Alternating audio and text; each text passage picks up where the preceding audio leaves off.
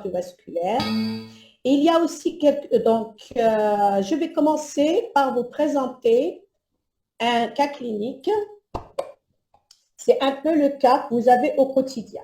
Donc, c'est une dame de 67 ans qui est suivie pour diabète de type 2, connue depuis 12 ans. Elle a une arthrose du genou parce qu'elle est en surpoids. Elle est sous metformine seule. La pression artérielle au cabinet est à 130/82 prise par un tensiomètre automatique. On vous a dit que c'est beaucoup mieux de prendre la tension artérielle par un tensiomètre automatique, c'est beaucoup plus validé. Elle est en surpoids. Elle a une hypertrophie ventriculaire gauche, donc rappelez-vous, ça veut dire qu'il y a une atteinte d'organes. Elle a une clearance à la créatinine qui est à 58, une kaliémie correcte, un cholestérol total élevé, un LDL cholestérol très élevé. Alors, est-ce que cette patiente, à votre avis, a une hypertension artérielle? On vous a dit la dernière fois que c'est des patients, que le diagnostic d'hypertension artérielle est posé lorsque la systolique est supérieure ou égale à 140 et ou, mais je ne sais pas et où la diastolique est supérieure à 90. Cette malade, au cabinet, elle a 130/82 et donc on va voir, est-ce qu'on doit se satisfaire uniquement de cette prise tensionnelle chez cette malade qui a une atteinte d'organes? Donc vous imaginez très bien, comme on vous l'a dit la dernière fois, que c'est probablement une HTA masquée. Alors, quel est son niveau de risque cardiovasculaire? Je vais vous montrer comment on va calculer le risque cardiovasculaire chez un malade diabétique. Quel examen biologique important qui manque à l'évaluation de cette patiente? Donc, je rappelle très rapidement que l'hypertension artérielle et le diabète, c'est une relation très complexe parce qu'en fait, le malade diabétique, il a en général associé un syndrome métabolique, une obésité, une sédentarité et une dyslipidémie. Donc, c'est une multiplicité de facteurs de risque.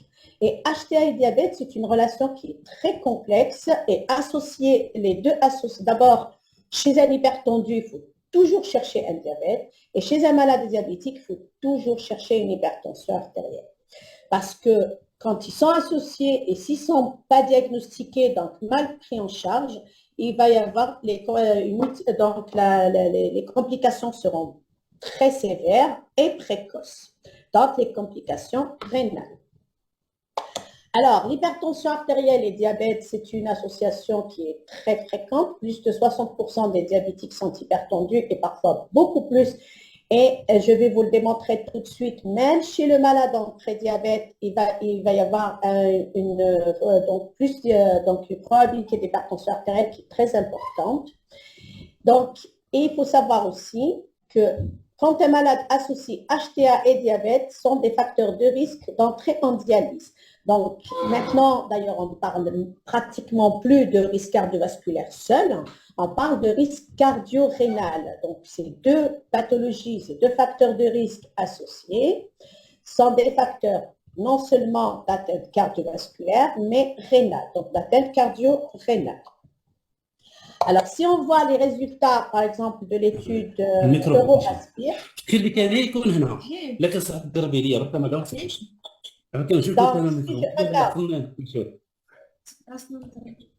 donc, si je regarde les résultats d'une grande étude européenne EuroAspire, chez les malades qui ont été screenés pour la présence d'une hypertension artérielle par une MAPA et très souvent et parfois une automesure, en plus de l'HTA de cabinet par le tuto altéré, 80% des malades des hommes porteurs d'un diabète sans et 87% des femmes. Et chez les diabètes nouvellement diagnostiqués, 81% des femmes, c'est 74% des hommes. Ça, c'est juste pour vous rappeler que nous, tous médecins qui prenons en charge des malades diabétiques, nous devons rechercher une hypertension artérielle chez ces patients. Et comme je disais, chez le malade hypertendu, il faut absolument rechercher un diabète, et c'est pas pour ça, c'est pas pour rien que la glycémie et l'hémoglobine glyquée font partie du bilan obligatoire d'un patient hypertendu. Alors, l'hypertension artérielle du diabétique, elle a des caractéristiques qui sont particulière. C'est une HTA très souvent, souvent systolique. Pourquoi? Parce que c'est des malades qui ont une rigidité vasculaire très importante, donc c'est plutôt une HTA systolique. C'est une HTA masquée, donc il faut être très prudent avec des tensions artérielles de cabinet qui sont normales. Il faut absolument compléter par une mesure ambulatoire et une automesure. Il y a une variabilité tensionnelle très importante qu'on voit sur des MAPA de ces patients et on connaît le risque délétère sur le risque cardiovasculaire de la variabilité tensionnelle. Et c'est des malades qui sont en reverse d'hyper. Donc, c'est des malades qui peuvent avoir des tensions artérielles qui sont tout à fait normales et voire basses la journée et très élevées la nuit. Et c'est des malades qui sont non hyper. Et à valeur tensionnelle identique, le malade diabétique a une charge tensionnelle globale beaucoup plus élevée et un pronostic plus mauvais. Donc, alors, quel est le patient qui en a hyper? Encore une fois, le malade diabétique. Donc, parmi tout, c'est pour ça que c'est en plus de la tension artérielle au cabinet, de l'automesure, très souvent, la mesure ambulatoire de la pression artérielle peut s'avérer nécessaire chez un malade qui est diabétique parce que donc, c'est des malades qui peuvent faire une HTA, comme on vous a montré la dernière fois des exemples de MAPA. Ça peut être une HTA exclusivement nocturne. Donc, le diagnostic, on ne le posera jamais avec en automesure et une tension artérielle de cabinet.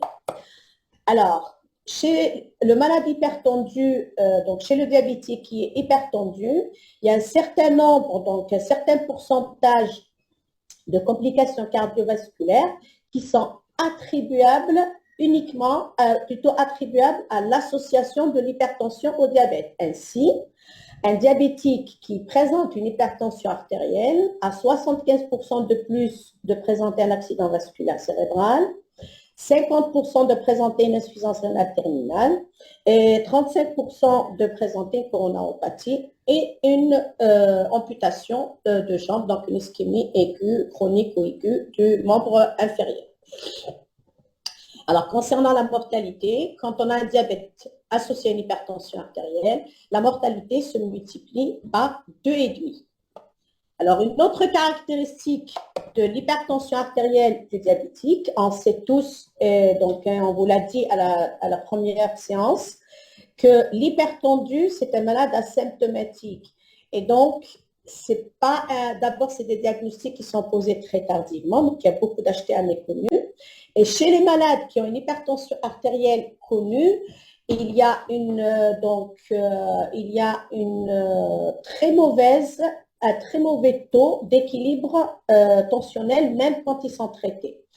Et c'est d'autant plus fréquent que le malade est diabétique. Donc, si on regarde les diabétiques qui sont équilibrés, il y a à peu près un malade sur 5 qui est équilibré quand il est traité. Et je disais qu'il y avait beaucoup de patients qui sont non diagnostiqués. Alors, autre chose, je vous ai dit aussi que le malade diabétique, est associé à une hypertension artérielle associée au diabète. C'est un niveau de risque cardio-rénal très élevé. Donc, il faut absolument compléter par le dosage de l'ACR.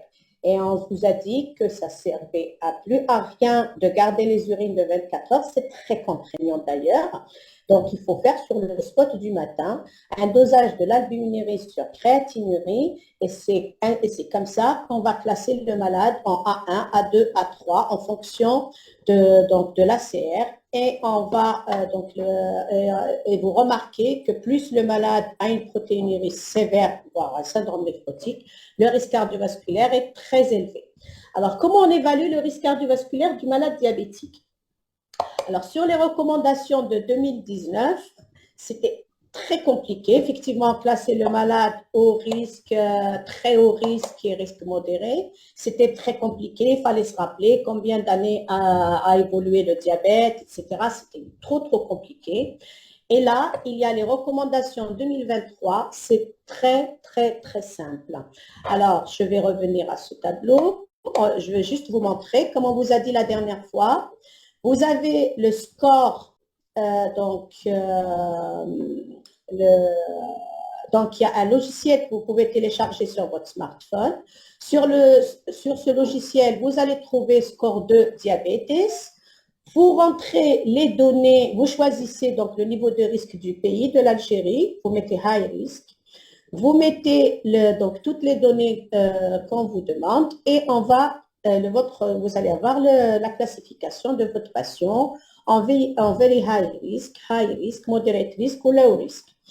Et ce qui est bien avec ce logiciel, et je vais le répéter parce que c'est très important, vous pouvez montrer à votre patient, tant qu'il est dans le rouge foncé, vous lui dites que c'est un niveau de risque très élevé, mais regardez, si j'équilibre votre diabète, si j'équilibre votre tension artérielle, vous allez et vous refaites le calcul avec des valeurs plutôt correctes d'hémoglobine glyquée et de tension artérielle, et vous allez voir l'aiguille de la montre passer, par exemple, du rouge foncé à l'orange, c'est-à-dire à moderate risque. Et si c'est un malade qui n'était pas déjà à très très haut risque, il peut même revenir dans le vert, c'est-à-dire, et ça c'est hyper encourageant pour le patient. Et donc, on va classer le patient en niveau de risque cardiovasculaire très élevé, moderate risque. Et donc, vous voyez en fait, le malade à bas risque, c'est celui qui a un risque cardiovasculaire calculé par le score dont je viens de vous parler et qui est inférieur à 5%. Ça va vous prendre 2 minutes, pas plus de 2 minutes, et vous avez un calcul du score de risque de votre patient. Et donc, ça va beaucoup vous aider et vous allez savoir quel sera le cut-off de son LDL cholestérol. Et surtout, vous allez avoir une très bonne adhésion de votre patient à votre stratégie thérapeutique. Rappelant, et c'est pas de trop non plus, que diabète et hypertension sont des maladies chroniques. Donc, quand vous recevez un malade de 35 ans, de 40 ans, qui a une hypertension artérielle et un diabète, c'est une prise en charge au long cours. Et donc, pour que ce malade ait une qualité de vie, soit 20 ans après, il n'aura que 60 ans. Il faut, et 20 ans après, ça nous paraît beaucoup, mais en vrai, ce patient n'aura que 60 ans. Il faut absolument prendre en charge de manière très optimale tous ces facteurs de risque, c'est-à-dire lifestyle, il faut lui faire donc une éducation thérapeutique sur son niveau de risque, ses habitudes de vie, bien traiter son hypertension artérielle avec de bonnes molécules et équilibrer son diabète avec de bonnes molécules. Et maintenant, elles sont toutes disponibles en Algérie. La majorité sont prises en charge par la sécurité sociale. Et donc, c'est très intéressant.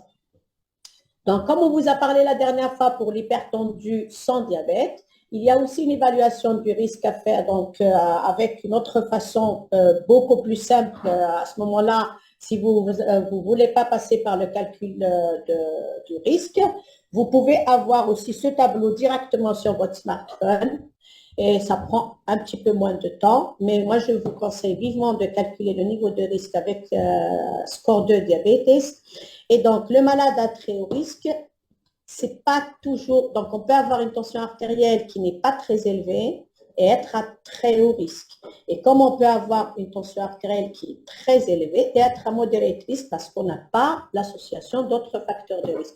Et vous voyez que dès que le diabète existe, c'est un malade à très haut risque, quel que soit le niveau de l'hypertension artérielle.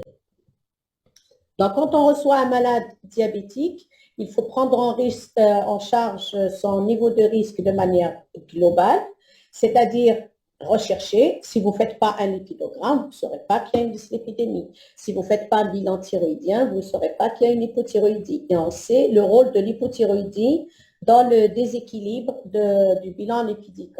En fait, ça diminue le HDL cholestérol, ça augmente le LDL cholestérol, donc ça augmente la fraction athérogène du cholestérol.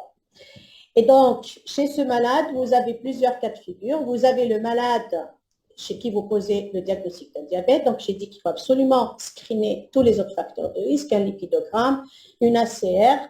Et donc, screener les facteurs de risque et screener la tête d'organe. Donc, il y a deux choses qu'il faut faire. Et en plus, il faut aller voir, est-ce que en plus de l'atteinte d'organes, il n'y a pas une atteinte cardiovasculaire qui est passée inaperçue. C'est l'exemple d'un infarctus. Donc, vous faites un électrocardiogramme et vous trouvez que le patient il a une séquelle de nécrose. Donc, c'est un infarctus qui est passé inaperçu. À ce moment-là, votre patient est d'emblée en prévention secondaire et donc c'est un malade à très haut risque. Ce malade-là, il faut absolument l'envoyer chez un cardiologue. Mais si c'est un malade qui a un diabète, qui a une hypertension artérielle, il peut tout à fait être pris en charge en médecine primaire. Si ce n'est pas un malade à très haut risque, qui a risque modéré, ou à bas risque, il peut tout à fait être pris en charge en médecine primaire. Et donc, il suffit d'équilibrer sa tension artérielle, de faire son éducation thérapeutique et d'équilibrer, de mettre une statine pour le LDL cholestérol, de mettre donc un traitement de son diabète et de screener et de suivre ce patient. Et le jour où il y a vous diagnostiquez une atteinte d'organe ou une autre plainte d'une autre pathologie, là vous l'envoyez chez le médecin spécialiste. Alors, hypertension artérielle et diabète, quelle cible thérapeutique? On vous a dit la dernière fois, c'était il faut être au-dessous de 140, mais pas et où. Et par contre, cette fois-ci, et au-dessous de 85 pour la diastolique. Et c'est le malade qu'on maintient au-dessous de ces valeurs-là, c'est un patient dont on va avoir un niveau de risque cardiovasculaire qui sera bien géré. Donc, il ne va pas y avoir une progression très importante de son athérosclérose. Alors, par contre, lorsqu'il y a une pression, on peut avoir comme objectif une pression artérielle systolique inférieure à 130 mm de mercure, surtout s'il existe une atteinte d'organe, une hypertrophie ventriculaire gauche et notamment une protéinurie. Et là, c'est démontré que les inhibiteurs du système rénine-angiotensin-aldostérone, IEC, et si ces derniers sont mal tolérés, un anti-angiotensine 2, et vous pouvez le démontrer chez votre patient, le remarquer chez votre patient, il va y avoir une régression de la protéinurie. Et donc,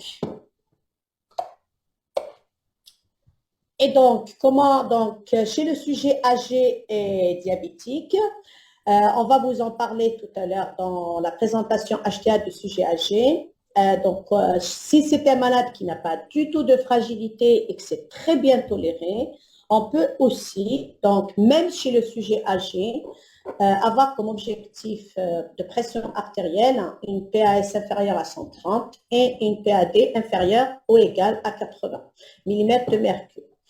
Alors, je vous ai expliqué que pour les inhibiteurs du système rénine-angiotensin-aldostérone, le malade diabétique hypertendu, c'est un malade chez qui vous pouvez prescrire ce genre de molécules, quel que soit le niveau d'évolution du diabète. C'est-à-dire que ce soit un malade à risque modéré, à très haut risque, c'est un médicament qui est très intéressant. Pourquoi?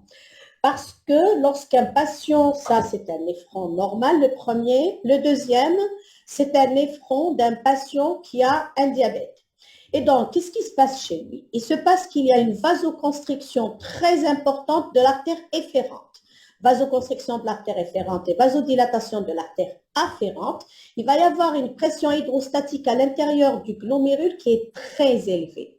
Et donc, cette augmentation de la pression hydrostatique, il va y avoir un déséquilibre pression hydrostatique, pression oncotique à l'intérieur du glomérule. Et donc, il va y avoir une hyperfiltration de ce malade. Et qu'est-ce que vous allez avoir quand vous faites votre fonction rénale? Vous allez avoir une urée qui est basse, une créatinurie qui est basse et vous allez être content. En vrai, il ne faut pas du tout être content parce que ce patient est en hyperfiltration glomérulaire. Il a déjà une atteinte glomérulaire, ce patient. Et quand vous allez lui donner un inhibiteur du système rénine-angiotensin-aldostérone, on va lever cette vasodilatation de l'artère efférente. Donc, en levant cette vasodilatation de l'artère efférente, on va rétablir une bonne pression à l'intérieur du glomérule. Et là, vous allez voir votre créatinine qui augmente. En vrai, non, vous n'avez pas créé une insuffisance rénale. Vous avez rétabli la bonne filtration glomérulaire et donc la vraie créatinémie de votre patient. Et là, donc, dans ce cas-là, donc il n'y a pas d'indication à arrêter les IEC ou les ARA2, sauf s'il y a une augmentation très importante à ce moment de la créatinémie, à l'introduction des IEC et des ARA2, mais ça, c'est une autre paire de manches. Ça veut dire que votre patient a très probablement une sténose unilatérale ou bilatérale des artères rénales, et là, ça relève du néphrologue et du cardiologue. Mais une discrète augmentation de la créatinémie chez un malade qui a une clearance à 90, un diabétique de 10 ans qui a une clearance à 90, il ne faut vraiment pas être content. Ça veut dire que votre patient est en hyperfiltration glomérulaire, qu'on a mis trop de temps à lui donner un néphroprotecteur, c'est-à-dire un inhibiteur du système réninine-angiotensine-aldostérone. Alors là, je vous montre aussi chez un patient qui a un AINS. Donc, on reprend. Alors, imaginons, notre patiente, rappelez-vous, c'est une malade qui avait un AINS pour une arthrose du genou. Donc, alors, imaginez, c'est un diabétique qui n'a pas d'IEC ni d'ARA2 et qui a en plus un AINS. Il va se retrouver avec une vasoconstriction de l'artère efférente, une vasoconstriction de l'artère efférente, et c'est là qu'on a des nécroses tubulaires et insuffisance rénale aiguë. C'est pour ça qu'on vous a dit la dernière fois, AINS à éviter de manière importante et vraiment à proscrire chez les patients hypertendus diabétiques. Hypertendus seul, a fortiori s'il y a une association d'un diabète. Donc, je disais que la prise en charge d'un patient diabétique hypertendu, c'est une prise en charge globale de tous les facteurs de risque. Et donc, j'insiste sur le fait que son traitement, donc le traitement qu'il faut donner, c'est encore une fois en première position les IEC et ou les ARA, plutôt ou un ARA2 si l'IEC est mal toléré, associé à un inhibiteur calcique et toujours bithérapie, parce que de toutes les façons, l'HTA du malade diabétique, c'est une HTA minimum grade 2, voire grade 3. Le diurétique s'associe en troisième position. Il faut éviter le bêta-bloquant et le diurétique car ils sont diabétogènes, sauf s'il y a une indication particulière. Donc, si vous arrivez en trithérapie, vous êtes obligé d'associer un diurétique. Si le malade a une fibrillation atriale, un syndrome coronaire, une insuffisance cardiaque, vous êtes obligé d'associer un bêta-bloquant. Mais ça, encore une fois, c'est des malades plutôt compliqués. Donc, ce n'est pas des malades à prendre en charge en médecine primaire, c'est des malades à faire prendre en charge par un médecin spécialiste. Et lorsqu'il y a une HTA résistante, on va vous en parler tout de suite. Donc, le rôle du généraliste dans la prise en charge de l'HTA résistante, c'est de l'évoquer et d'essayer de chercher les fausses résistances et d'envoyer la vraie résistance chez le médecin cardiologue. Et une fois que le cardiologue a mis un traitement, le médecin généraliste peut tout à fait suivre le traitement, le patient qui a une HTA résistante une fois que cette cause, c'est une HTA secondaire, elle a été prise en charge, si c'est une fausse résistance, résistance a été prise en charge, si c'est une vraie résistance, elle a été réglée. Donc à ce moment-là, le médecin généraliste peut prendre en charge ce patient. Alors, je disais que c'est une prise en charge globale. Donc, il faut non seulement traiter le diabète et l'hypertension artérielle, mais apprendre à votre patient à avoir un mode de vie qui est plutôt sain. Alors, entre autres modes de vie sains, c'est réduire l'apport en sodium. Donc, pour réduire l'apport en sodium, je vous rappelle qu'on a la baguette, et j'ai fait une formation avec le ministère de la Santé, donc c'est l'occasion de le dire, on a une des baguettes les plus salées au monde. C'est vrai qu'on a la baguette la moins chère, c'est très bien, mais on a aussi la baguette la plus salée. Et donc, c'est le moment que nos services, notre tutelle, et donc le ministère de la Santé, il doit absolument prendre en charge cet état de fait, c'est-à-dire réduire de manière importante donc le taux de sel dans notre baguette, connaissant la grande consommation de pain par la population algérienne. Et donc ça c'est démontré par une grande étude américaine qui a démontré qu'en réduisant le sel à l'échelle de la nation de 1 gramme, parce que normalement ce qui est recommandé c'est 5 grammes par jour. Et si vous prenez une baguette qui a 3 à 4 grammes, c'est fini. Vous avez votre dose de sodium de la journée. Et donc, le sodium qui va être dans l'eau, le sodium qui va être dans l'alimentation, le sodium qui va être dans les sodas, et les sodas, il ne faut pas en prendre. Donc, ça sera du sodium de trop qu'on va mettre dans notre organisme. Et donc, il faut absolument essayer, si on réduisait, et c'est démontré, comme je disais, par une grande étude, que si on diminuait de 1 gramme la quantité de sel, on équilibrait beaucoup plus d'hypertendus, on crée moins d'hypertendus, et c'est la quantité d'argent qu'il faut pour traiter tous les hypertendus américains. Vous imaginez l'économie de santé qu'on peut faire rien qu'en réduisant la quantité de sel dans notre baguette. Alors, pour réduire le sel, je disais la dernière fois que le malade, bien sûr, il va vous dire, mais c'est pas vrai, moi je mange sans sel, etc. Et la meilleure façon de savoir, c'est de faire une natriurèse. Donc, et vous allez voir qu'en fait, il ne fait pas du tout de régime sans sel, qu'il est en suralimentation salée. Alors, le mukassirat là, qu'on voit un peu partout sur la route aussi, donc c'est salé, c'est bien de prendre des fruits secs, mais il faut les prendre non salés. Il faut apprendre à lire les étiquettes. Rien que dans nos eaux minérales, on a une eau minérale, par exemple, qui peut avoir jusqu'à 10 fois la quantité de sodium d'une autre eau minérale. Je ne vais pas donner les marques, mais lisez les étiquettes de l'eau, les étiquettes de ce que vous achetez, surtout des produits transformés. Et bien entendu, il faut que tout Algérien connaît, il faut enlever la salière de la table. Et de toutes les façons, une règle de bonne conduite, c'est que quelqu'un qui rajoute du sel avant de commencer à manger, c'est une insulte à la dame qui a cuisiné. Donc ça, c'est une règle de bonne conduite en société. Donc on ne rajoute pas de sel avant de commencer, avant de goûter. Ça, c'est juste un petit joke. Alors, donc la prise en charge globale, je disais qu'il faut prendre en charge aussi la dyslipidémie. Juste pour vous, les malades qui sont donc du ressort de la prise en charge des médecins généralistes, c'est les malades à risque modéré ou à risque, il faut avoir un LDL cholestérol inférieur à 1. C'est tout ce qu'il faut retenir. Donc, retenez qu'il faut avoir un LDL cholestérol qui est inférieur à 1.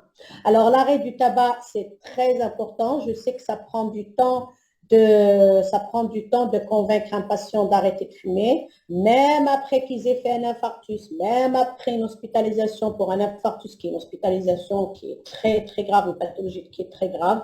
On a beaucoup de patients qui ne reprennent pas. Ça aussi, c'est très important qu'on crée des consultations de tabacologie et une prise en charge donc, des patients diabétiques. Donc, la prise en charge d'un malade diabétique hypertendu, c'est une prise en charge globale. Un LDL qui doit être bien pris en charge, une hémoglobine glyquée inférieure à 7%, mais chez les malades dont le diabète est ancien. Si le malade est un diabète qui est très récent, on peut avoir comme objectif une hémoglobine glyquée à 6,5.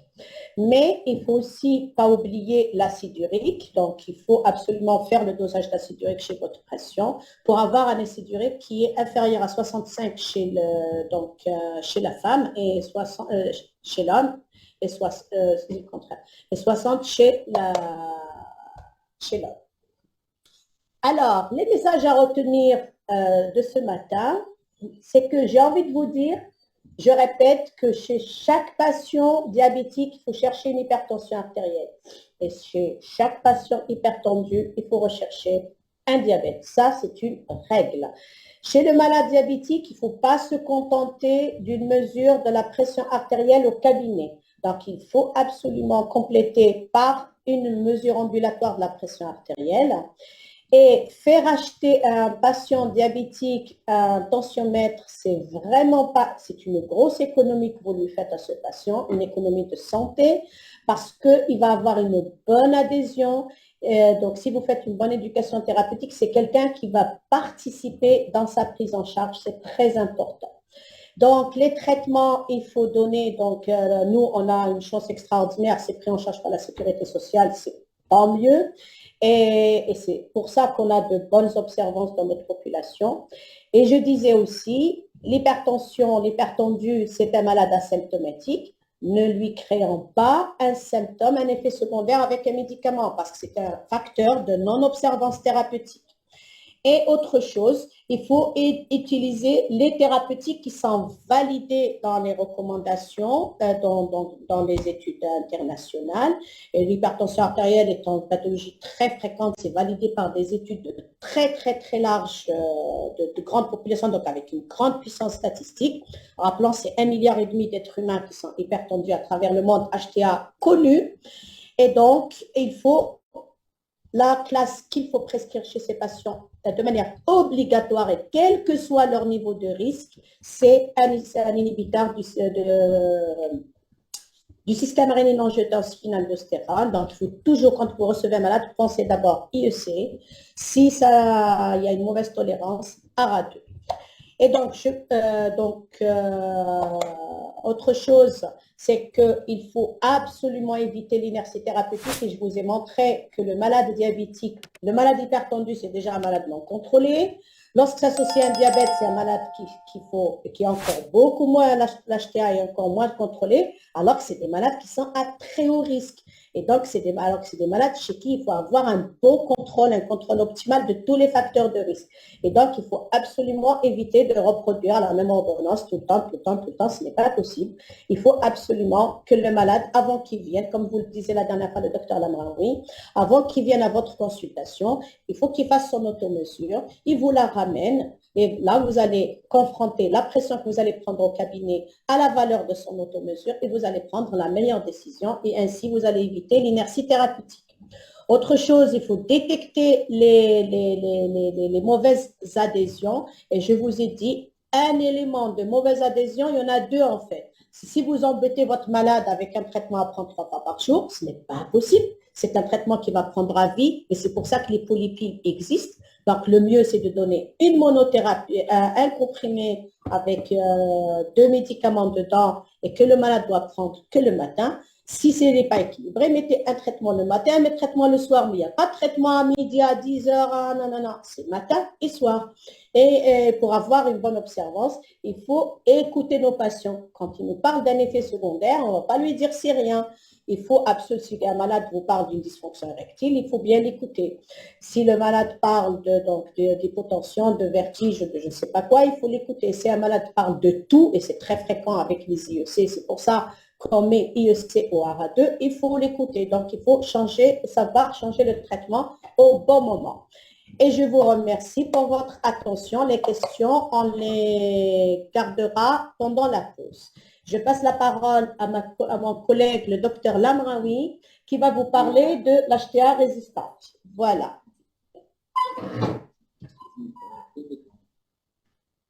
Merci, professeur.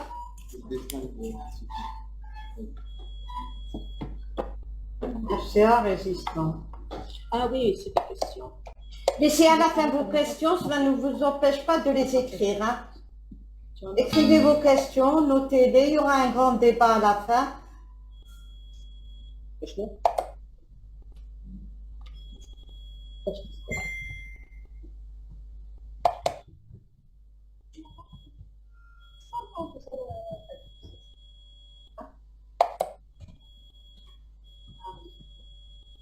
Vous avez été servi avec l'hypertension. Hein. On ne peut plus rien dire. On va arrêter l'hypertension en 2024. Ça se passe bien, ça va?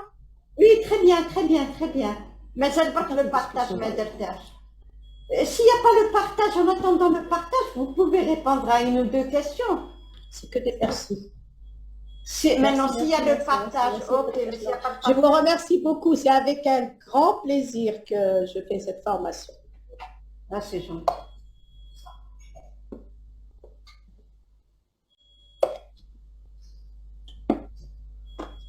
Le nom du logiciel, on va vous le montrer tout de suite. On va faire une capture d'écran, on va vous le montrer. Tout de suite, on va vous le donner. Très bien. Je vous réclame les communications. Est-ce que vous allez les donner? La première partie de l'HTA, vous leur avez fourni. Il n'y a pas eu de suite. Alors là, il n'y a pas de question.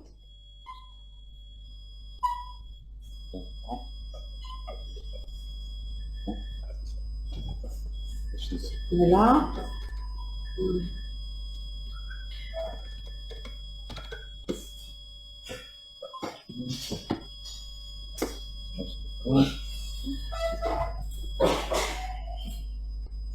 Vous avez un problème avec le partage d'écran? Ah non, mais tu savais que ça marchait pas plein écran. Hein? ما ديروش بلان écran, ما ديروش بلان écran, يسوي. Ça marche pas en plein écran. Essaye sans plein écran. Pas, non. Essaye sans plein écran. Ne faites pas en plein écran. Vas-y, tu n'as pas encore partagé.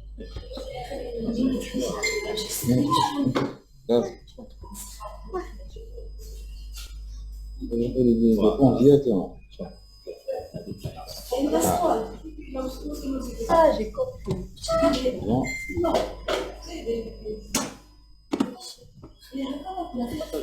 C'est partagé. Achetez un résistant. Essayez de défiler. Comme ça, on ne va pas arrêter. Essayez de défiler. Très bien. Très bien. Très bien. Très bien. C'est bon, est-ce qu'on va commencer? Vous êtes en train de partager votre... Super. Super.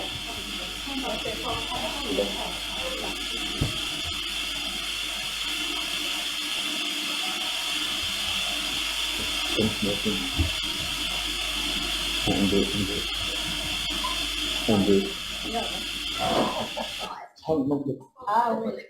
Non, parce qu'elle est juste là, vous l'avez déjà dans une suite.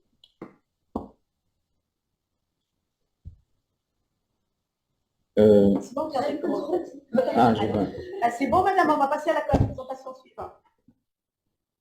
Ah, parfait, vas-y. Alors, c'est Dr Lamraoui qui va parler de l'acheter à résistance. Ok.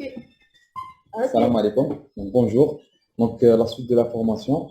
Donc, je vais essayer d'être bref, rapide et on va essayer d'être important. Il faut demander au patient est-ce qu'il a une bonne observation, une adhésion au traitement. Parce qu'on remarque beaucoup chez des patients, des fois on trouve sur l'ordonnance 3 traitements, mais en réalité le patient ne prend que 2 traitements. Soit suite à un effet secondaire, il a arrêté tout seul le traitement, ou des non-disponibilités du traitement, comme on a eu à un certain moment un problème avec une certaine molécule de l'association de pyridésartan, je ne vais pas détailler ça, ou lors de l'inertie thérapeutique. Donc, pour illustrer ce qu'on a dit, on va essayer de faire des cas cliniques qu'on a rencontrés durant notre pratique. Donc, ça, c'est ce qui a été dit dans les dernières recommandations de la SH 2013. On reprend, ils ont repris ce qu'on a dit. Donc, on va commencer par la première observation. Il s'agit de Madame Halima, âgée de 65 ans, diabétique, sous metformine, hypertendue depuis 3 ans, sous trithérapie. Valsartan, association Valsartan modifiée 170. Et à la consultation, on constate qu'elle présente une tension artérielle non équilibrée avec une pression systolique à 75 et une diastolique à 85.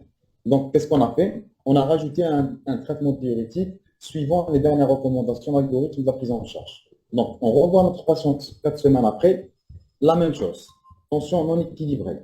L'examen était correct, il y avait une biologie correcte, l'examen cardiovasculaire sans anomalie. Donc, je vous ai mis ici un algorithme qui est simplifié, qui est dédié aux médecins généralistes pour la prise en charge de l'HTR résistante. Donc, devant toute suspicion d'HTR résistante, on devrait suivre cet algorithme qui est simplifié. Le premier truc à faire, est-ce que vraiment c'est une HTR résistante? Donc, est-ce que notre patient est sous trithérapie adaptée à dose optimale?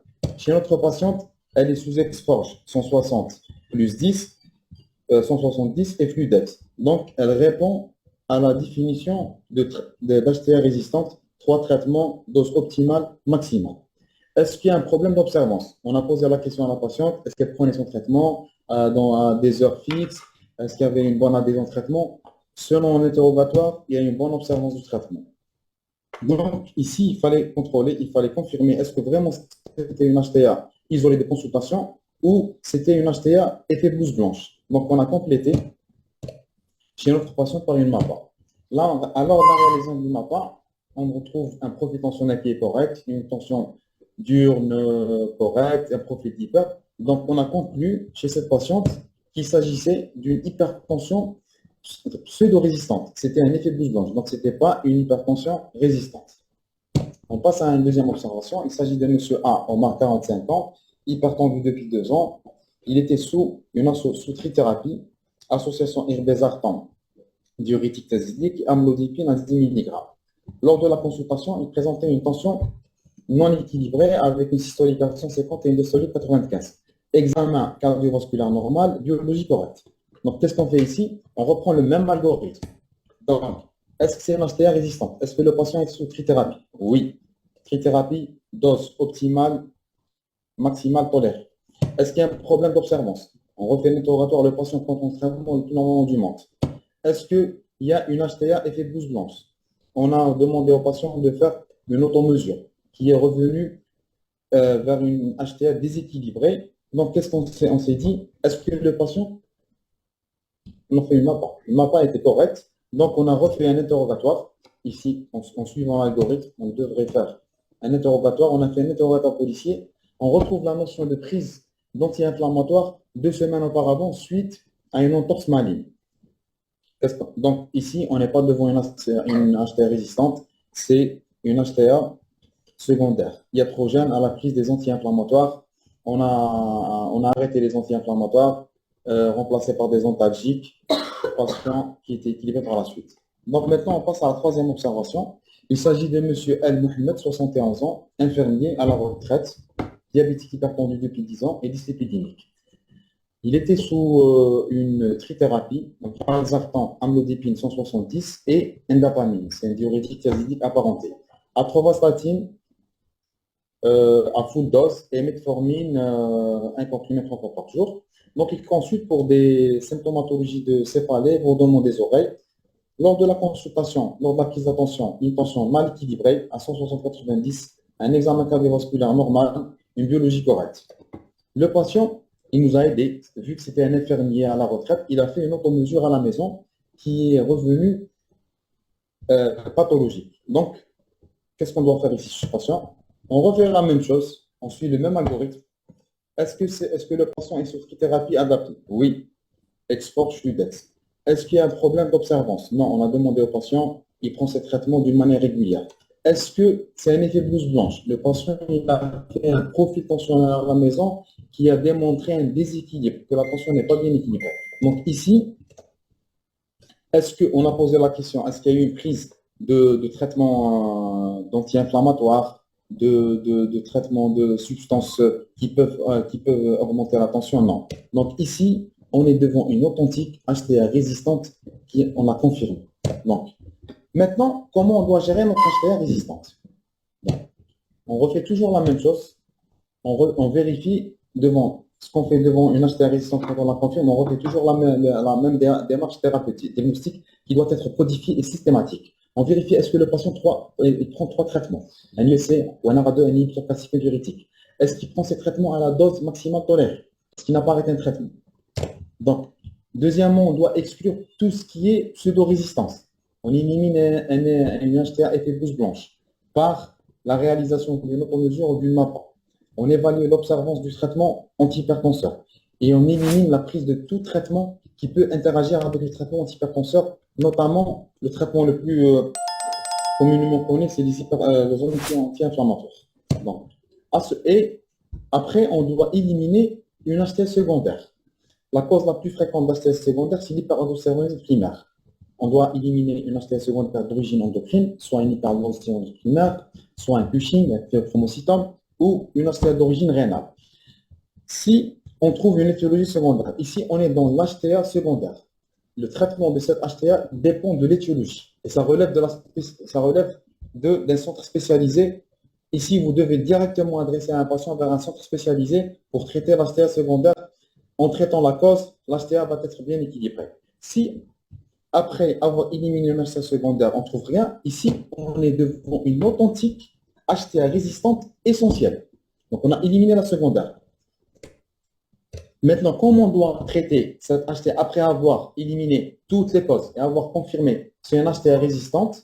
Donc, comment on doit essayer de la traiter? Premièrement, on doit intensifier les règles hygiéno-diététiques. Je ne vais pas rentrer dans les détails, ça a été bien expliqué par le professeur Pachnora lors de la première présentation. Donc, on va parler aux patients, insister sur les règles hygiéno-diététiques, avoir une alimentation hyposodée, éviter la consommation de sel. Il vaut mieux avoir, mais c'est très difficile d'avoir une consommation inférieure à 5 grammes par jour, surtout avec notre régime alimentaire. Favoriser les fruits et légumes, arrêt du tabac, arrêt de l'alcool et favoriser l'activité physique. Moi, ce que je dis à mes malades, c'est de faire de la marche tous les jours, 30 minutes. C'est difficile de leur dire qu'il faut faire du sport, ils ne vont jamais faire ça. Deuxièmement, optimiser le traitement diurétique. On peut, en changeant des diurétiques diazidiques vers des diurétiques diazidiques apparentés, qui est le Fludex non commercial, on peut gagner 4 mm de mercure et ça donne plus. Et au final, on doit rajouter, conformément aux dernières recommandations de la Société européenne d'hypertensiologie, de rajouter de la spironolactane. Si on a un débit de filtration glomérulaire supérieur à 45 et en absence d'hypercalémie, on peut rajouter 27 mg d'aldactane. Si les tensions, on n'arrive pas à optimiser les tensions, on peut rajouter 50 mg par la suite avec une surveillance étroite de la fonction rénale et de l'académie. Systématiquement faire un bilan 4 semaines plus tard à la recherche d'hypercalémie atrogène. Et normalement, en suivant cette démarche diagnostique et thérapeutique, on arrive à contrôler 80% des patients qui étaient étiquetés comme HTR résistants. Donc c'est là, c'est les mêmes recommandations qui ont été émises récemment en 2023, le SH. Donc, pour le take-home message, les messages à retenir, devant une HTA résistance, il faut toujours avoir une démarche systématique. Démarche diagnostique afin d'infirmer ou de confirmer l'hypertension artérielle et une démarche thérapeutique par la suite. Et je vous remercie. C'était normalement soft. Non, c'est bien. C'était soft. C'est ce qu'il faut. Donc, pratique. Donc, toujours, il faut avoir la même démarche thérapeutique, diagnostique. Madame Bouquem, on fait une discussion ou on enchaîne? Madame Bouquem.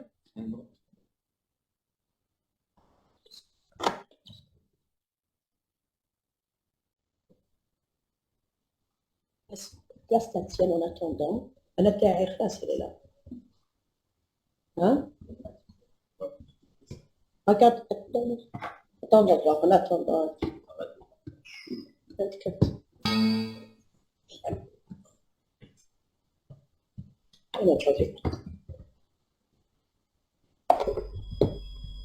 Merci, docteur. Alors, avec trop les questions.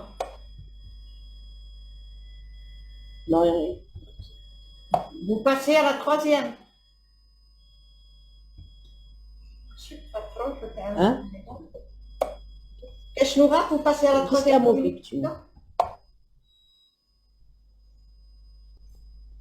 Alors, le diagnostic d'HTA chez un patient diabétique se fait devant une pression artérielle supérieure ou égale à 140-90 ou bien 130-90 en présence de diabète comme facteur de risque.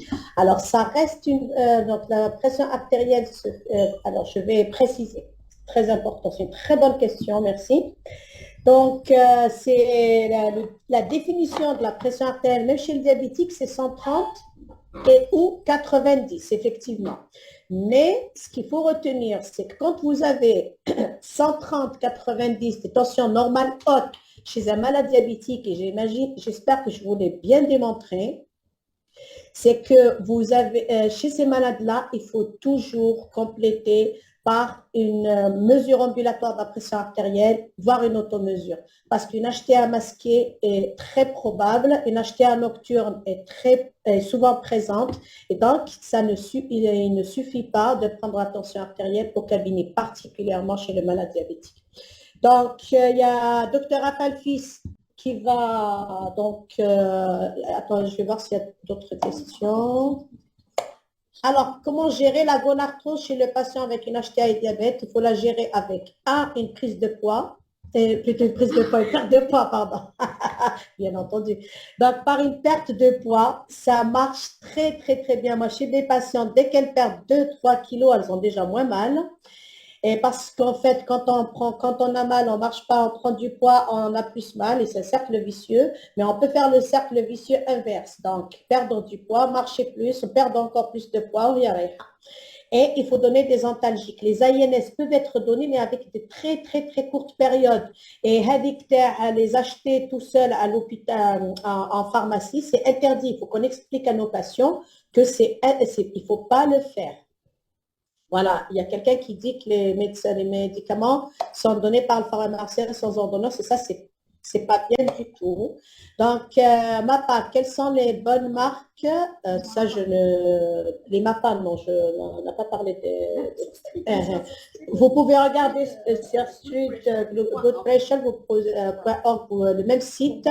Vous pouvez trouver les appareils homologués même pour la mesure ambulatoire de la pression artérielle. Effectivement, la dernière fois, on ne l'avait pas précisé. On n'a parlé que pour les tensiomètres automatiques, mais vous pouvez trouver aussi les données pour les MAPA.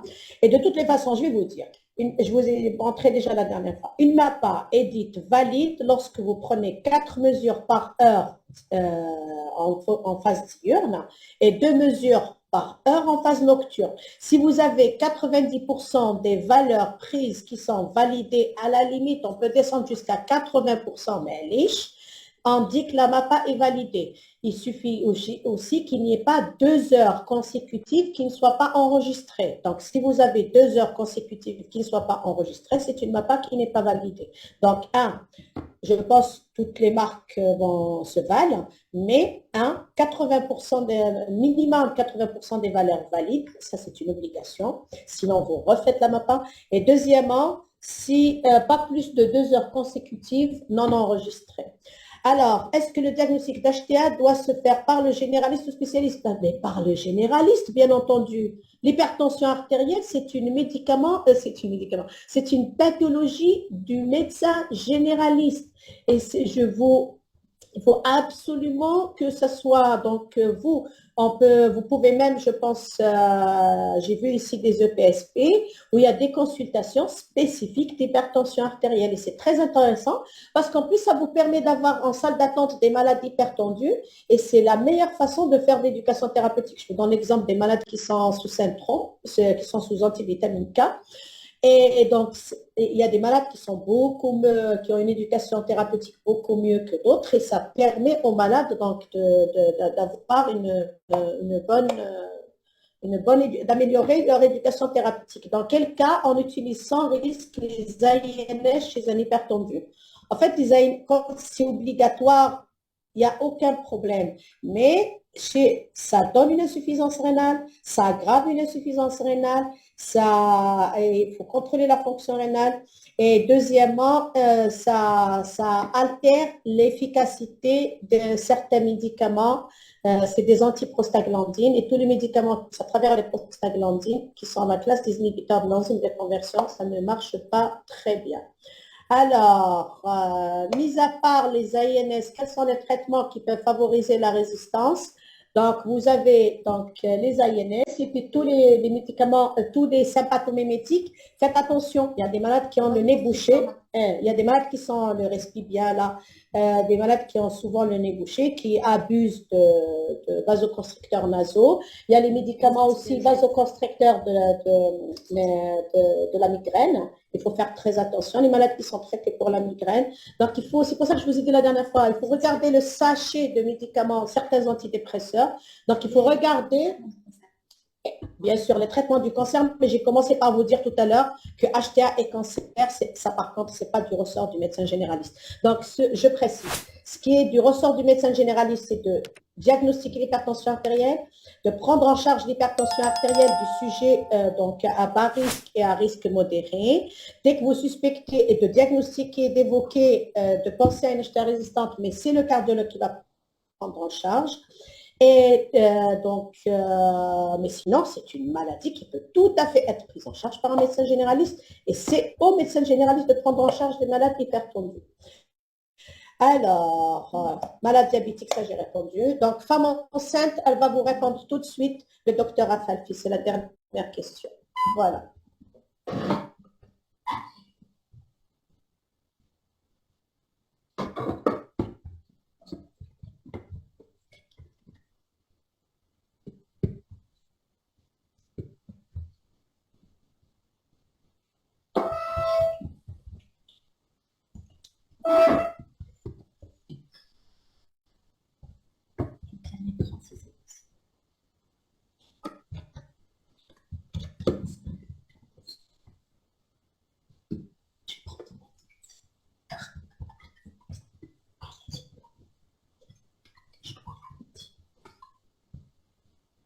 Bonjour à tous, je me présente, Dr Afalfid Inès. Alors, nous allons aborder la question de l'HTA et grossesse. Alors, je vais essayer d'aller beaucoup moins rapidement que l'autre fois. Oui, justement, j'allais faire la On va remarque. essayer d'avancer lentement, mais surtout de comprendre la physiopathologie, le diagnostic ainsi que le traitement de ces HTA et grossesse. Donc, Docteur Apelfis, docteur Apelfis, docteur Apelfis. d'abord commencer. Voilà. Donc, le plan que nous allons suivre est une introduction. On va un petit peu revenir sur la physiopathologie de l'HTA et grossesse, définition et classification selon les dernières recommandations ESH 2023, les facteurs de risque, le management, l'HTA et le postpartum, qui est une question qui est récurrente et qui revient très souvent. Comment gérer une femme qui a déjà eu une HTA pendant la grossesse? Faut-il faire réaliser une MAPA? Faut-il traiter? Quelles sont les molécules qui sont compatibles avec l'allaitement? Et un dernier mot sur le pronostic. Alors, tout d'abord, il faudrait savoir que les troubles hypertendus durant la grossesse sont relativement fréquents et touchent 10% des grossesses. Alors, de ces 10%, vous allez voir que 70% sont uniquement une HTA gestationnelle toute simple, mais que 20% vont se compliquer de prééclampsie et 10% vont évoluer vers une HTA chronique. Alors, la présence de troubles hypertendus durant la grossesse expose à des risques non seulement maternels, donc HRP, hémorragie de la délivrance, AVC, œdème aigu du poumon, AVC, défaillance multiviscérale, et ça peut aller au stade ultime de la stérilité et même du décès, ainsi que des complications fœtales avec un risque élevé de retard de croissance intra-utérin qui est présent dans 25% des cas de prééclampsie, de prématurité dans 27% des cas de prééclampsie, ainsi que de mort intra-utérine, avec un risque substantiel de récidive élevé pendant les grossesses futures des femmes qui ont déjà souffert de désordres hypertensifs durant la grossesse. Alors, la physiopathologie. Je voudrais à tout prix vous faire passer le message que la physiopathologie de l'HTA durant la grossesse est complètement différente de la physiopathologie de l'HTA dite essentielle. Alors, dans l'HTA dite essentielle, la physiopathologie est essentiellement due à une vasoconstriction ou avec une rétention hydrosodée excessive. Là, c'est tout à fait le contraire. C'est plutôt un désordre vasculo-hormonal à type de trouble précoce de la placentation. Alors, les cellules trophoblastiques n'envahissent pas suffisamment les artères spirales utérines de la maman, ce qui ne leur permet pas d'augmenter leur calibre pour adapter progressivement donc, les besoins du bébé. Ce défaut d'implantation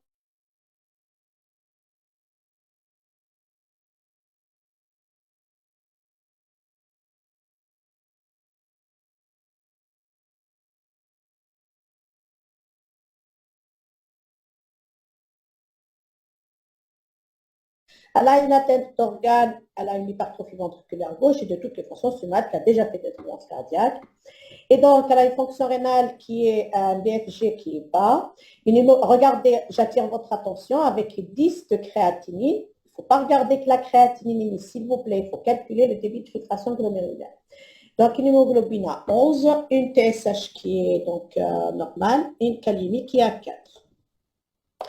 Alors, très rapidement, je rappelle très rapidement que l'hypertension artérielle est une pathologie d'un facteur de risque, mais aussi une pathologie qui est génératrice de plusieurs facteurs, de plusieurs morbidités cardiovasculaires qui peuvent aller du très grave, que je considère comme l'AVC hémorragique, je considère comme très grave, qui est l'AVC hémorragique, mais elles sont toutes aussi graves, et donc jusqu'à l'insuffisance rénale terminale, qui est aussi une pathologie qui est dramatique et qui altère beaucoup la qualité de vie, et l'insuffisance cardiaque également, qui est une pathologie qui non seulement altère la qualité de vie, mais augmente beaucoup la mortalité. Et donc maintenant, on a aussi des preuves que l'hypertension artérielle est un facteur accru de fibrillation atriale, et on sait que chez le sujet âgé, l'HTA est très fréquente. La fibrillation atriale, donc, est très fréquente. Elle est due à l'âge, mais à un certain nombre de comorbidités, le diabète, l'obésité, l'âge, etc. Et donc, maintenant, on sait aussi que l'hypertension artérielle est un facteur de morbidité d'Alzheimer type vasculaire et de démence. Alors, l'hypertension artérielle du sujet âgé est très âgé, et vous remarquez que plus le malade augmente en âge, donc chez les malades de plus de 80 ans, et il y a un facteur qui apparaît qui est false, c'est-à-dire les chutes.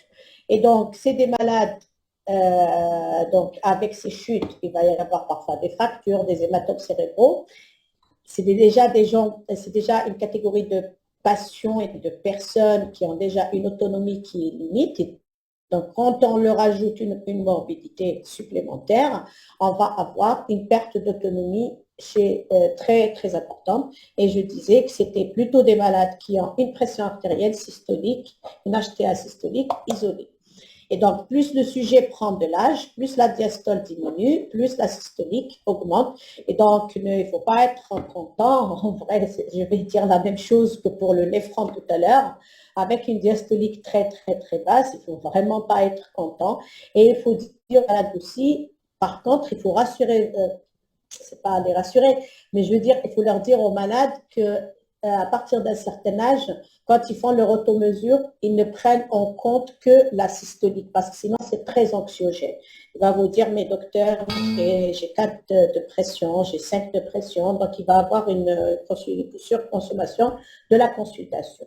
Et donc, mais effectivement, une baisse trop importante de la pression diastolique est très dangereuse.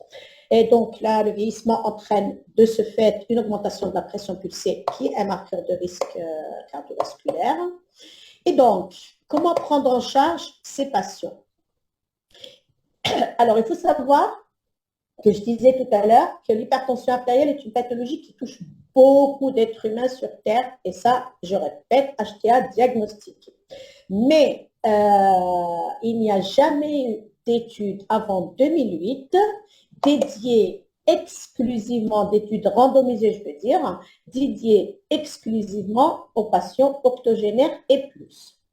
Et donc, l'étude HIVET, c'est une étude qui a été dédiée justement que pour les sujets très âgés. En fait, le principe, je vais vous en parler tout de suite, le principe c'était, parce qu'à un moment donné, on se posait la question, est-ce qu'il fallait baisser les chiffres tensionnels chez le sujet âgé? Je vais vous en parler tout de suite. Et donc, l'étude HIVET a démontré que quand on associe un IEC plus ou moins indapamide versus placebo, on était très efficace sur la mortalité, sur tout, sur l'insuffisance cardiaque et en général l'insuffisance cardiaque a été préservée, rappelez-vous notre patiente, mais sur les AVC, sur la mortalité, toutes causes confondues, et donc ça a démontré que c'était efficace. Et donc, on était rassurés, c'était efficace et safe. Et donc, on était rassurés, il faut traiter les sujets âgés, même parfois avec les octogénaires, je parle, même avec une bithérapie. Vous avez vu que dans cette étude, c'était une bithérapie. Et puis après, il y a eu une méta-analyse, ça c'est 2010, c'est-à-dire il y a déjà un certain moment, donc c'était 2008, 2010. Et donc à partir de là, on a changé de paradigme. On s'est dit qu'il faut traiter le sujet âgé parce que c'est très intéressant sur le risque cardiovasculaire, sur la mortalité cardiovasculaire, sur l'insuffisance cardiaque surtout, et sur la mortalité toutes causes confondues. Et donc, alors, et puis après, après on s'est dit, l'être humain a toujours envie de plus, on s'est dit, et si je contrôlais, parce que le cut-off, la limite de HIVET, c'était 150 de systolique, est venue l'étude SPRINT, qui a donc pris des malades de plus de 75 ans. La moyenne d'âge quand même était assez intéressante, était très élevée, qui est presque de 80 ans. Et on s'est dit maintenant, je vais baisser la PAS de plus 140. Mais j'attire votre attention sur le fait que ces malades, que l'étude HIVET, elle a éliminé tous les malades fragiles. Donc, elle a éliminé les diabétiques, elle a éliminé les malades qui ont un antécédent d'AVC, d'AIT, elle a éliminé les insuffisants cardiaques, elle a éliminé les problèmes cognitifs. Les malades qui ont une survie inférieure à 3 ans, en général, c'est des malades atteints de cancer. Les malades qui sont atteints de dénutrition, ceux qui ont une PAS basse et ceux qui résident, qui résident dans des EHPAD et donc qui ne sont pas autonomes, qui ne vivent pas seuls. Et donc, en fait, en résumé, cette étude a démontré une seule chose, parce que le résultat était intéressant, mais elle a démontré une seule chose, que si on élimine tous les malades fragiles, mais ça veut dire que si on traite de malade qui n'a aucune fragilité, donc c'est le malade dont je vous parlais tout à l'heure, c'est le 80 ans, mais qui fait encore du vélo, qui ramasse encore ses olives, et qui monte à la montagne, et qui nage, et qui court, et qui bouge, et qui fait ses commissions, et qui est très autonome. Et donc, effectivement, l'étude SPRINT a montré que c'est intéressant de traiter ces malades, mais je rappelle, tous les malades fragiles n'ont pas été inclus dans l'étude SPRINT. Alors, les objectifs thérapeutiques, quel est l'objectif? Donc, après toutes ces études-là, je vais vous préciser, comme ça, à votre quotidien, comment vous allez traiter un malade hypertendu. Alors, très rapidement, je vous rappelle un peu d'histoire.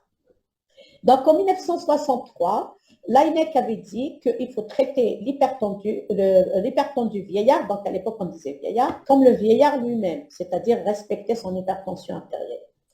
Et puis après, le traitement en 1974, c'est-à-dire presque une dizaine d'années après, le traitement antihypertenseur dans le Lancet, Frey a dit que le traitement antihypertenseur ne procure pas de bénéfices intéressants. Donc, ce n'était pas utile de traiter un malade hypertendu. Bon. Et puis après, en 78, donc quelques années après, le traitement antihypertenseur ne doit probablement pas être administré chez les sujets âgés tant que la pression artérielle n'est pas supérieure à 220/100. Maintenant, si je vous dis ça, vous allez tous être pas d'accord avec moi. Je continue. Donc, l'évolution du paradigme, de la philosophie de la prise en charge des malades hypertendus. Donc, les années 70, et ça, vous essayez de parler avec vos parents, vos grands-parents, c'est l'âge, c'est-à-dire celui qui a 80 ans, il faut le traiter à 180, il faut le maintenir à 180. 70 ans, c'est 160. Et moi-même, quand j'accompagnais mes grands-parents chez le médecin, l'attention le sujet âgé ça s'appelait l'attention les années 90 après il y a eu plein d'études qui ont dit et le cutoff c'était 150 tout à l'heure c'est 150 et sont venus les autres Sprint qui a dit que 2015 qui a dit 140 mais je vous l'ai démontré et j'espère que je vous ai convaincu qu'ils ont éliminé tout et en fait ils ont pris des vieux super dynamiques et chers. Et donc en fait la notion dont j'ai envie de vous parler aujourd'hui présentation, c'est que oui, il faut traiter le sujet âgé hypertendu. Et donc il faut savoir identifier la fragilité. Le sujet âgé que ce n'est pas question de lui, on sait quand dans les grandes cohortes, on traite trop l'hypertension, fracture, on crée trop de ne sont pas autonomes, on diminue trop l'autonomie des malades et donc on va altérer leur qualité de vie. C'est pas bon, donc on n'est pas, Donc pour ça, il y a des scores de risque de la fragilité, mais je ne vais pas vous embêter avec ça. Je vais vous parler de quelque chose de beaucoup plus simple, c'est la règle des 5 C. Et ça, c'est facile. Vous pouvez la voir sur votre smartphone. Et donc, la règle des 5 C, c'est quoi? Le premier C, c'est sécuriser la prise des médicaments. C'est vrai, on est très content de faire une belle ordonnance conforme aux recommandations. Mais si le malade ne comprend pas, ne peut pas prendre son traitement, risque de se tromper, surtout avec des boîtes qui se ressemblent, et surtout que maintenant, un malade peut avoir un générique, le lendemain, il a un autre, un mois après, il a un autre générique, donc il peut, parce que là, il va vous dire c'est des comprimés marrons, après ils deviennent blancs, etc. Donc à ce moment-là, quand vous recevez un sujet âgé, il faut absolument être sûr qu'il est autonome sur sa prise des médicaments, c'est génial. Mais s'il ne l'est pas, il faut qu'il y ait un aidant. Et donc, il faut un aidant. Et ceux qui ont un homme, quand il a son épouse, c'est génial. Mais une femme, son mari, bon, c'est pas toujours au quotidien. C'est pas toujours le cas. Malheureusement, c'est vrai que les femmes, elles font de super infirmières. Mais pas les hommes. Donc, la chute, donc, il faut faire attention à l'hypotension orthostatique. C'est pour ça qu'on vous a dit, un sujet âgé, à chaque consultation, il faut prendre sa pression artérielle debout, surtout s'il a des symptômes. Si vous parlez de vertige, et donc, c'est pour ça qu'il faut donner de la vitamine D, il faut leur demander de faire un minimum d'exercice, comme disait tout à l'heure le docteur Lamraoui, bouger, n'importe quoi. On ne va pas dire aux gens, faites du sport, si nous-mêmes, on n'est pas très machin, donc c'est quelque chose qu'on ne peut pas faire, donc à ce moment, il ne faut pas le demander à nos patients. Et donc, marcher. Marcher, ça par contre, on le fait tous. Et on essaie tous de le faire le maximum. Et donc, marcher un maximum qu'on peut, et toute activité physique est la bienvenue. On ne rend pas service à sa petite grand-mère. Quand elle a soif, en lui ramenant tout le temps de l'eau. Elle a soif, va chercher ton eau. Elle a besoin d'un mouchoir, va chercher ton mouchoir. Donc, c'est comme ça, et comme ça, elle va être active. Comme je vous ai dit tout à l'heure, l'évaluation de début de filtration glomérulaire, c'est très important. Ne regardez pas la créate, il faut faire très attention. Une créate à 10 ne veut pas dire que la fonction rénale est correcte. Et vous avez la cachexie. Parce qu'on vous a beaucoup parlé d'obésité, mais chez le sujet âgé, il faut faire très attention à la cachexie. Pourquoi? Parce qu'un malade qui est cachectique, c'est quoi la définition de la cachexie? Je vous l'ai mise ici. C'est une perte de poids plutôt de plus de 5% de son poids en un mois. Donc, un malade qui maigrit très rapidement, de toute façon, un malade qui maigrit très rapidement, il faut chercher une maladie. Il faut chercher en général à cet âge-là une néoplasie, comme est en train de me dire ma collègue. Donc, il faut chercher une néoplasie, c'est clair. Mais si vous avez juste une cachexie parce qu'il y a une dénutrition, il faut faire très attention parce qu'il y a une albuminémie qui est basse. C'est qu'un malade qui a une albuminémie qui est basse, les médicaments sont fixés sur l'albumine. Et donc, si l'albuminémie est basse, la forme libre des médicaments est très élevée et donc on va avoir un surdosage de médicaments. Et donc, ces malades-là qui vont faire des chutes parce qu'ils vont faire de l'hypotension orthostatique. Donc, l'hypotension, très important, il faut la rechercher. PAS inférieur à 110, et d'ailleurs, tous les malades qui avaient une PAS inférieur à 110 n'ont jamais été inclus dans les études, parce que c'est très dangereux de traiter ce genre de malade, baisser le traitement. L'hypostatique est très dangereuse parce qu'elle va donner des chutes. Après, le malade aussi va avoir, une fois qu'il est tombé, il va avoir peur de chuter, de tomber. En ayant peur de chuter, il ne va plus bouger. En ne bougeant pas, et il va augmenter son risque cardiovasculaire. Il va avoir une qualité de vie qui est très mauvaise, avec tout ce que ça entraîne, comme hématome cérébral, comme fracture du fémur, etc. Alors, très rapidement, qu'il ne faut pas utiliser, qu'il faut éviter chez le sujet âgé. Donc, c'est les médicaments, tout ce qui est antihypertenseur central, il ne faut pas le donner au sujet âgé parce que ça donne beaucoup d'hypotension orthostatique.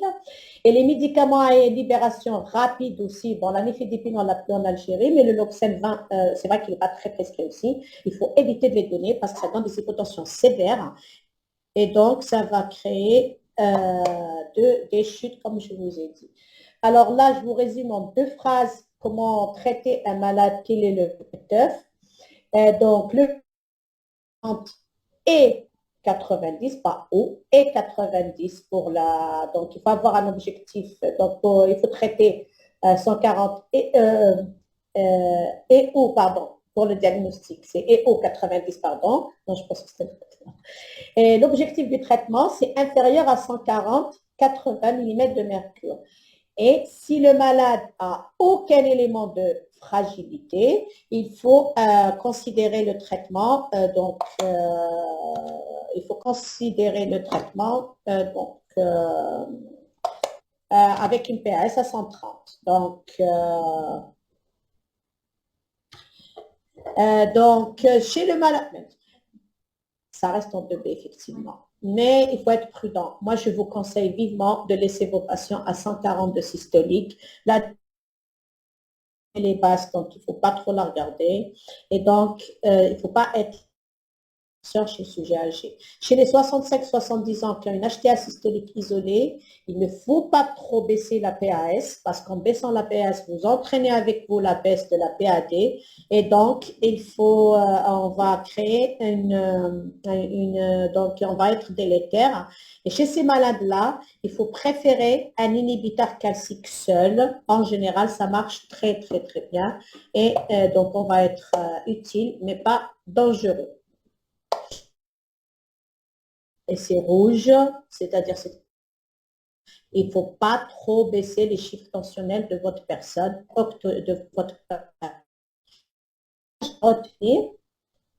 Donc, les traitements antihypertenseurs doivent être fondés sur les preuves et j'espère qu'avec 2 jours de formation, on vous a convaincu quelle molécule il faut utiliser chez quel patient. La tolérance, j'insiste, il ne faut pas transformer un malade asymptomatique en patient symptomatique, c'est pas bon. Donc, l'utilisation de médicaments dans les populations auxquelles il est prescrit, donc le diabétique, le malade qui a une fibrillation atriale, le malade qui a, donc, il faut tenir compte des associations de morbidité. Il faut détecter une mauvaise adhésion au traitement, il faut savoir prendre le temps d'écouter le patient pour éviter la non-observance. Et les recommandations insistent sur le rôle. Tout à l'heure, il y a quelqu'un qui m'a posé la question, qui nous a posé la question, qui nous a dit est-ce que l'HTA c'est une maladie, une pathologie qui va être prise en charge par le généraliste? Oui. Même les recommandations disent que l'éducation thérapeutique, et elles insistent sur le rôle de l'infirmier et des pharmaciens sur le suivi au long cours. Et donc, un malade hypertendu, ce n'est pas un malade qui doit être vu très régulièrement, c'est le bien équilibré, c'est une consultation tous les 6 mois, éventuellement, mais tous les 3 mois, mais plutôt tous les 6 mois. Donc, ça ne sert à rien. Et tout le reste du temps, c'est le pharmacien. Donc, à chaque fois que le malade se présente chez le pharmacien, il doit continuer l'éducation thérapeutique qui a déjà été initiée par le médecin traitant. Alors, chez le patient de plus de 65 ans, la cible, je vous ai dit, c'est 139, 140, bon, ouais, c'est 140. Donc, il faut faire attention aux effets indésirables, il faut faire attention à l'hypotension orthostatique. Et par contre, là, j'attire votre attention. On a dit bithérapie, bithérapie, bithérapie dans l'HTA. Chez le sujet âgé, vous commencez par une monothérapie. Comme elle l'a dit, Madame Dr Apalpis, pour l'HTA, la grossesse, c'est monothérapie. Donc, c'est 2 cas particuliers où vous commencez par une monothérapie, pas de bithérapie. Donc, on commence doucement, on va lentement, mais on garde le cap. Parce qu'il a 80 ans. Donc, il faut commencer par une monothérapie. Si ça ne marche pas, passer à la bithérapie, toujours à des faibles doses. Si ça ne marche pas, on optimise la tolérance, garder une bonne tolérance, éviter les antihypertenseurs. Et par notre pays est un pays chaud, il faut aussi éviter les diurétiques. Donc, dans la mesure du possible, il ne faut pas donner de diurétiques, sauf si c'est nécessaire. Donc, prudence chez les patients fragiles, et j'espère aussi que j'ai bien attiré votre attention. La règle des 5C, ça ne vous prend pas beaucoup de temps, et donc il ne faut pas être beaucoup plus dangereux qu'utile. Et je finis par cette image. Donc, le médecin qui dit AVC, HTA, CAH, tant que vous y êtes, c'est beaucoup plus simple. Et je vous remercie d'être restés très nombreux jusqu'à la fin. C'était un peu très, très, très riche. On va répondre à vos questions. Venez, docteur Apalpis. Très bien. Donc, docteur Lamraoui, alors on va voir. Les ailes, tout à l'heure. Lamraoui, d'accord.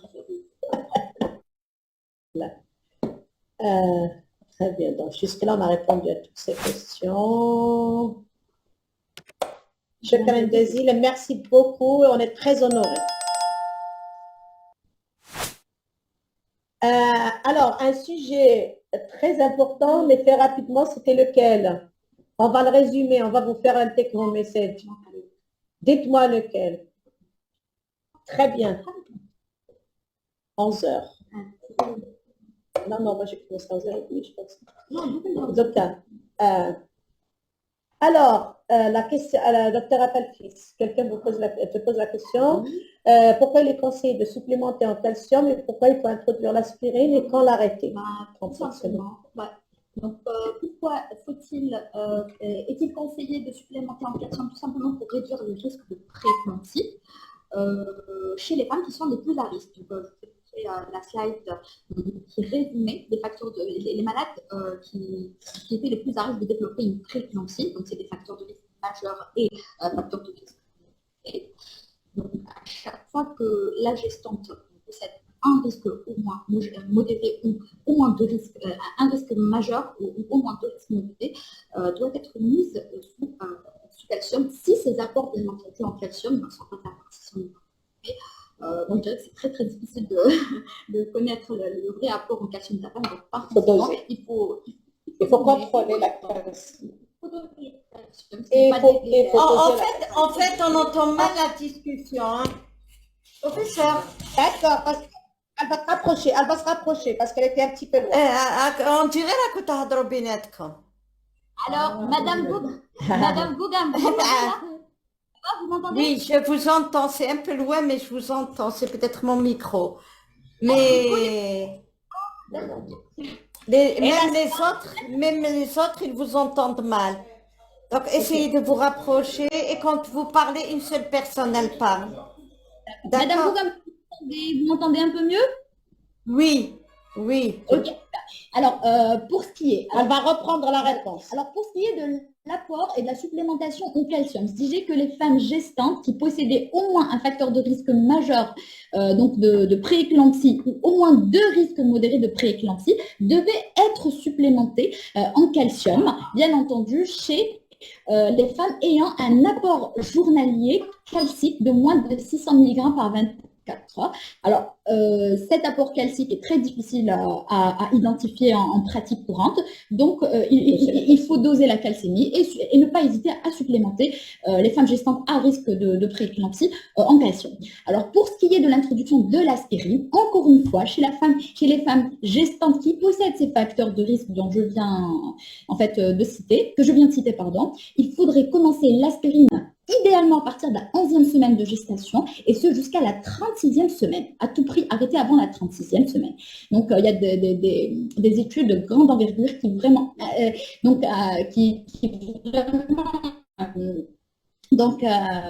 indique que l'administration d'aspirine chez cette population réduit d'une manière très efficace, avec un niveau de preuve très probant, le risque de survenue de prééclampsie. Alors, est-ce que la prémie par AG, la prémie par AG, c'est un seul facteur de risque. Donc, l'âge supérieur à 40 ans, il faut qu'il y ait un deuxième facteur de risque modéré ou l'existence d'un facteur de risque majeur qui va indiquer justement l'administration de cette aspirine. Moi, chez une prémie par AG, je chercherais une HTA et un diabète. Parce que la probabilité qu'il y ait une HTA et un diabète est très importante et donc j'aurai deux facteurs très facilement. Donc je ferai, j'attire votre attention sur un élément qui est très important. Si vous avez parmi vos patientes des malades hypertendus mais qui sont créés, s'il vous plaît, donc vous leur posez la question si elle a l'intention d'entamer une grossesse. Donc, en plus du fait qu'il faut mettre, bien entendu, de la foldine, c'est du ressort du médecin généraliste, arrêter, remplacer les médicaments tératogènes, arrêter l'inhibiteur de l'enzyme de conversion ou l'ARA2 chez ces patientes et les remplacer par des médicaments dont vous a parlé Dr Afatis qui sont validés dans la grossesse. Comme ça, on va éviter la tératogénicité pendant la phase d'embryogenèse.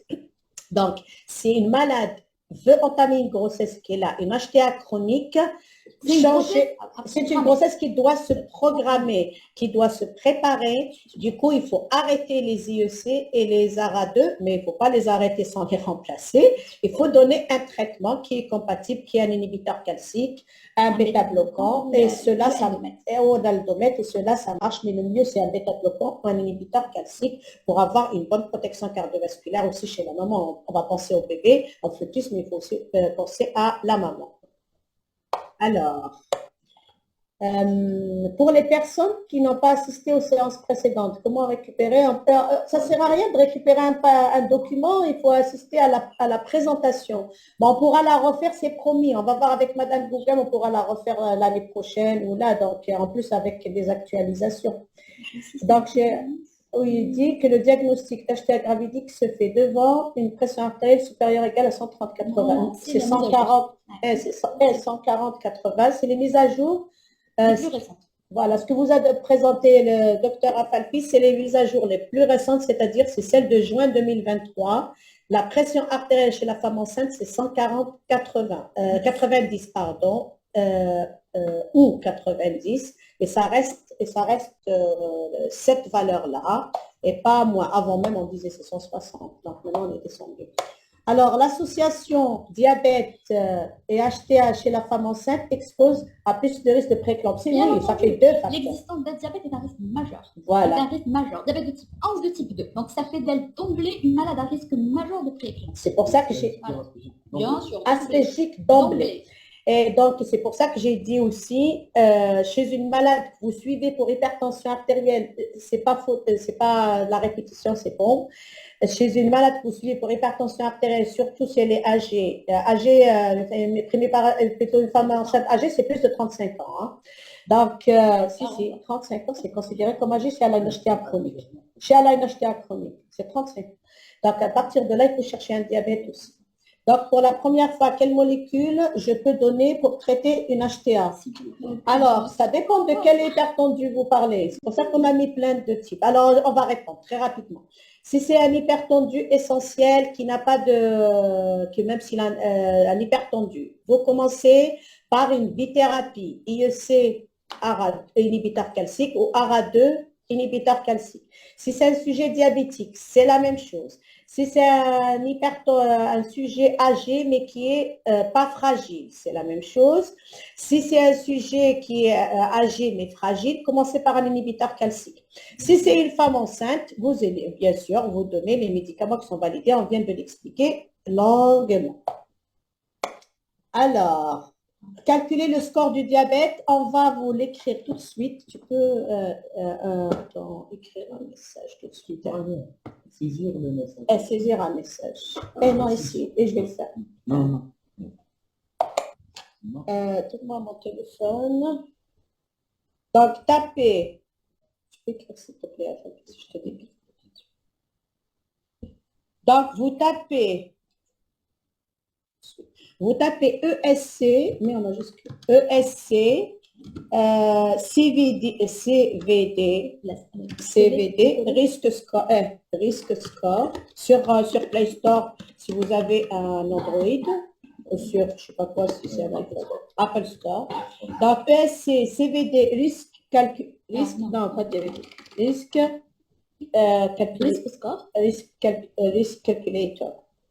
score calculator. Risk score calculator. Donc, vous tapez ça sur Play Store ou voilà, envoyé. Voilà. On vous a mis ce qu'il faut taper sur Play Store ou attends.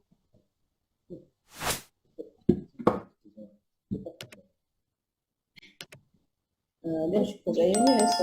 On s'en fiche, de toute façon, on ne prescrit pas d'ANS. Donc, les allergies aux ANS, c'est tant mieux, nous, ça nous va. Avec quel bilan mensuel? Quel bilan mensuel chez la parturiente hypertendue, un acide urique et une gouttelette urinaire. Et une FNS. Bien sûr. Et une FNS pour voir s'il n'y a pas une thrombopénie. Contraception, éviter les œstrogestatifs, on ne le dira jamais assez. Voilà. Donc, éviter la contraception œstrogestative autant que possible et privilégier la contraception à un type de dispositif intra-utérin. Donc pour l'iPhone, c'est alors pour Play Store, Apple Store pour iPhone et Play Store pour Android. Voilà. Je pense qu'on a répondu à toutes vos questions. iPhone, merci. Voilà. l'aspirine. Ah, tu l'as pas